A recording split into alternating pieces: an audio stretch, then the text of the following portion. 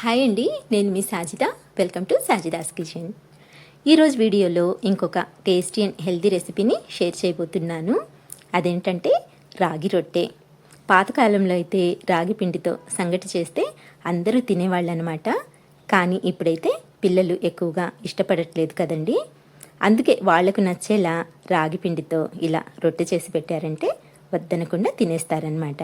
సాయంత్రం స్కూల్ నుంచి రాగానే ఇలా స్నాక్ లాగా వారానికి కనీసం 1-2 సార్లు ఇలా చేసి పెట్టండి. హెల్దీగా బలంగా ఉంటారు. సాఫ్ట్గా నోట్లో వేసుకుంటే కరిగిపోయే ఈ రొట్టెని ప్రిపేర్ చేయడం కూడా చాలా ఈజీ అండి. అది ఎలాగో ఇప్పుడు చూసేద్దాము. లేట్ చేయకుండా వీడియోలోకి వెళ్ళిపోదాము. ఫస్ట్ అయితే స్టవ్ ఆన్ చేసి ప్యాన్ పెట్టుకొని ఇందులోకి 1 కప్పు వరకు తురిమిన బెల్లం వేసుకోండి.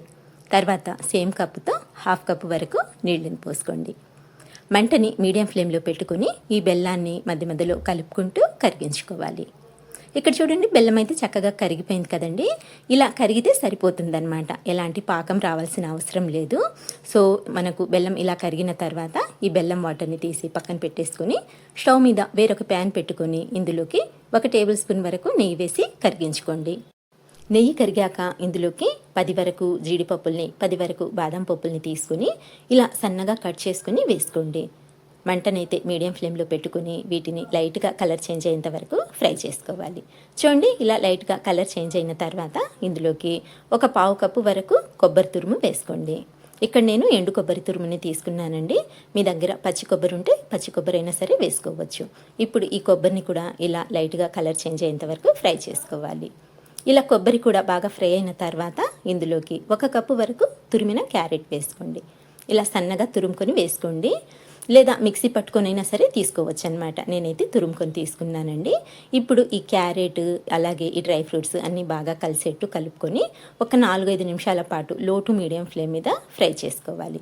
ఇలా ఒక 4 నిమిషాలు ఫ్రై చేసుకున్న తర్వాత మనకు క్యారెట్ అనేది కొంచెం సాఫ్ట్గా మగ్గుతుందనమాట. చక్కగా ఫ్రై అయిపోతుంది, అలాగే కొంచెం సాఫ్ట్గా అవుతుంది. ఇక్కడ చూడండి, చూపిస్తున్నాను. మనకు ఇలా నొక్కినప్పుడు ఈజీగా కట్ అయిపోవాలన్నమాట. సో ఇలా కొంచెం మగ్గించుకున్న తర్వాత అంతా ఒకసారి బాగా కలుపుకొని ఇందులోకి మనం ముందుగా కరిగించి పెట్టుకున్న బెల్లం సిరప్ని యాడ్ చేసుకుందాము. ఇలా ఫస్ట్ స్టైనర్ తీసుకొని ఇందులోకి ఫిల్టర్ చేసుకొని వేసుకోండి. బెల్లం కాబట్టి ఏమైనా నలకలు ఉన్నా సరే చక్కగా క్లీన్ అయిపోతుందన్నమాట. ఇలా బెల్లం వాటర్ వేసుకున్న తర్వాత అన్నీ బాగా కలిసేలా ఒకసారి కలిపేసుకోండి.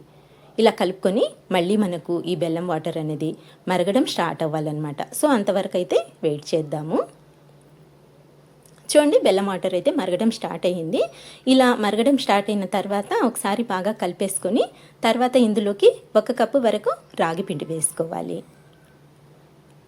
అలాగే మంచి ఫ్లేవర్ కోసం ఒక 3 యాలకుల్ని అప్పటికప్పుడు దంచి వేసుకోండి, ఫ్లేవర్ బాగుంటుంది. ఇప్పుడు ఇవన్నీ బాగా కలిసేలా కలుపుకోవాలి. రాగి పిండి ఉండలు కట్టకుండా కొంచెం ఫాస్ట్గా అయితే కలిపేసుకోండి. అన్ని వైపుల నుంచి ఇలా చక్కగా కలుపుకున్నట్లయితే సరిపోతుందన్నమాట. మంటనైతే లో ఫ్లేమ్లోకి టర్న్ చేసేయండి. తర్వాత బాగా కలుపుకోండి. ఫస్ట్ అయితే మనకు ఇలా కొంచెం లూజ్గా అనిపిస్తుందండి. ఇక్కడ చూస్తున్నారు కదా, ఇలా కొంచెం పల్చగా అనిపిస్తుందన్నమాట. ఇలా మనము కలుపుతూ ఉడికించుకున్నట్లయితే జస్ట్ 1 నిమిషం పాటు ఉడికించుకున్నట్లయితే మనకు పిండి అనేది ఇలా ఉండలాగా ఫామ్ అయిపోతుంది. అంటే బాగా దగ్గరకు వచ్చేస్తుంది అనమాట. ఇలా ఉండలాగా ఫామ్ అయిన తర్వాత స్టవ్ ఆఫ్ చేసేసి ఈ పిండిని ప్యాన్లోనే లైట్గా స్ప్రెడ్ చేసేయండి. ఇలా స్ప్రెడ్ చేసేసి కాసేపు అంటే చల్లారేంత వరకు కాసేపు అలా పక్కన పెట్టేయండి. ఒక 5 నిమిషాలు పెట్టుకుంటే సరిపోతుందండి, పూర్తిగా చల్లారిపోతుంది. చూడండి, 5 నిమిషాల తర్వాత పిండి అనేది మనకు కంప్లీట్గా చల్లారిపోయింది. ఇప్పుడు చల్లారిన ఈ పిండిని కొంచెం సాఫ్ట్గా అయితే కలుపుకుందాము. ఇలా ఉండలాగా సాఫ్ట్గా కలుపుకోవాలి.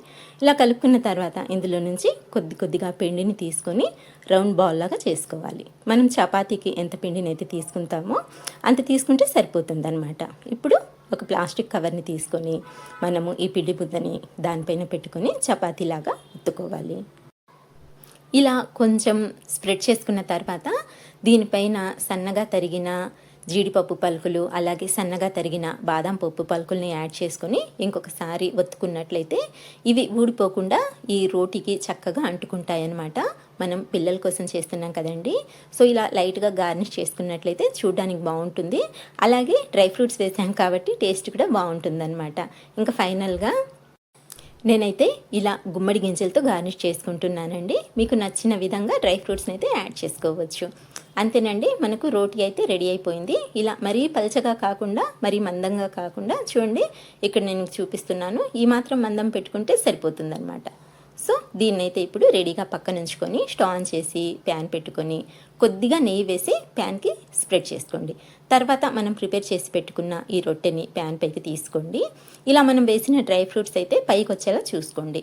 ఇలా వేసుకున్న తర్వాత ఒక 2 నిమిషాల పాటు లో ఫ్లేమ్ మీద కాల్చుకోవాలండి. గ్యాస్ని అయితే లో ఫ్లేమ్లో పెట్టుకోండి.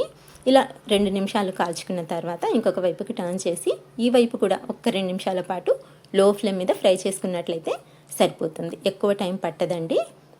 చూడండి, 2 వైపుల నుంచి కూడా చక్కగా ఫ్రై అయిపోయింది. అంతేనండి, దీన్ని అయితే ప్లేట్లోకి తీసేసుకుని మిగతా రొట్టెల్ని కూడా ఇదే విధంగా ఫ్రై చేసుకున్నట్లయితే ఎంతో టేస్టీ అండ్ హెల్దీ రాగి క్యారెట్ రొట్టె రెడీ అయిపోయింది. మీరు కూడా తప్పకుండా ట్రై చేయండి. పిల్లలే కాదండి, పెద్దవాళ్ళు కూడా ఇష్టంగా తింటారు. చాలా బాగుంటుంది. అలాగే ఇందులో వేసిన అన్ని ఇంగ్రీడియంట్స్ హెల్దీవే కాబట్టి హెల్త్ కూడా చాలా మంచిదన్నమాట. సో తప్పకుండా ట్రై చేయండి. అలాగే మీకు రెసిపీ నచ్చినట్లయితే లైక్ చేయండి ఫ్రెండ్స్. మీ ఫ్రెండ్స్కి కూడా షేర్ చేయండి. మరిన్ని టేస్టీ రెసిపీస్ కోసం అయితే మన ఛానల్ని మర్చిపోకుండా సబ్స్క్రైబ్ చేసుకోండి. ఇంకొక మంచి రెసిపీతో మంచి వీడియోతో మళ్ళీ కలుస్తాను. అంతవరకు బాయ్ అండి.